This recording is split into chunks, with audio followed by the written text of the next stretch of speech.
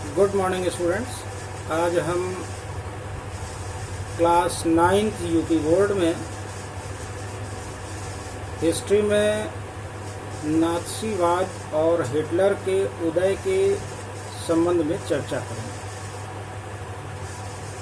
जब हम नाज़ीवाद की बात करते हैं तो सबसे पहला प्रश्न दिमाग में यही आता है कि नाज़ीवाद क्या है, इसका स्वरूप कैसा था और इसने विश्व को किस तरह प्रभावित किया, और साथ ही साथ नाज़ीवाद का प्रवर्तक कौन था और नाज़ीवाद के प्रवर्तन का परिणाम क्या हुआ।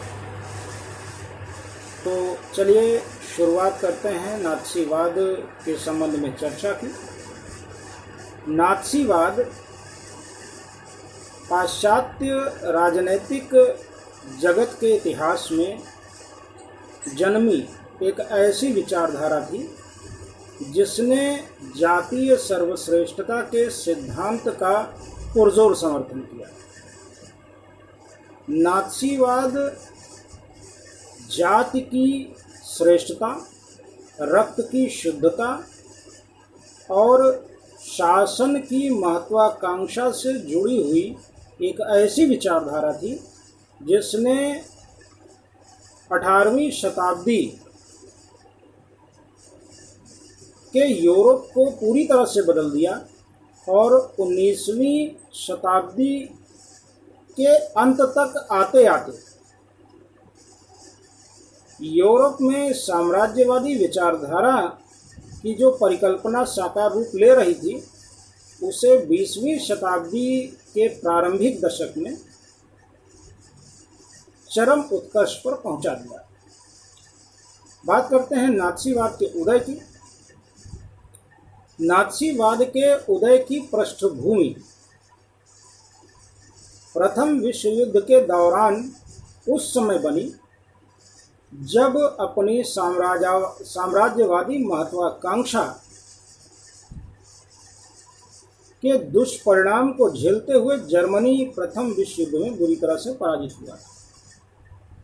1919 और 20 में हुई वर्साय की संधि ने जर्मनी को पूरी तरह से बर्बाद कर दिया।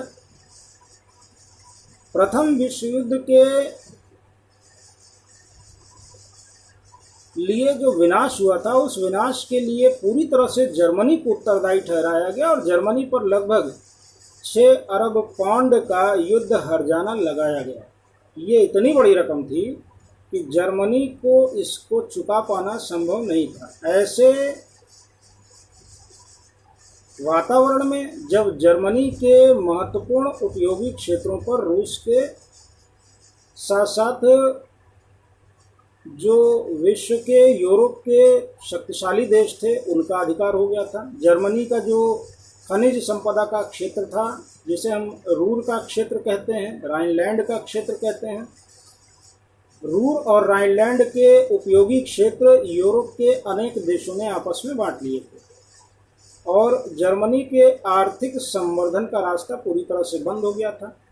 आर्थिक रूप से टूटे हुए जर्मनी और हारे हुए जर्मनी पर 6 अरब पाउंड का युद्ध हर्जाना घाव पर नमक रगड़ने के बराबर था। 1920 तक तो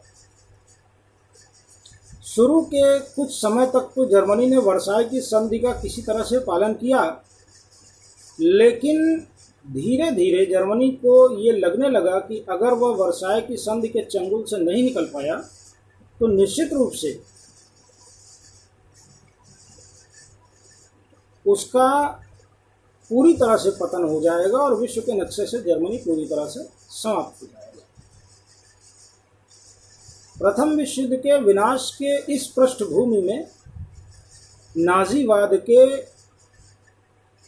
बीज का बीजारोपण हुआ जिसकी चर्चा हम अगले वीडियो में करेंगे।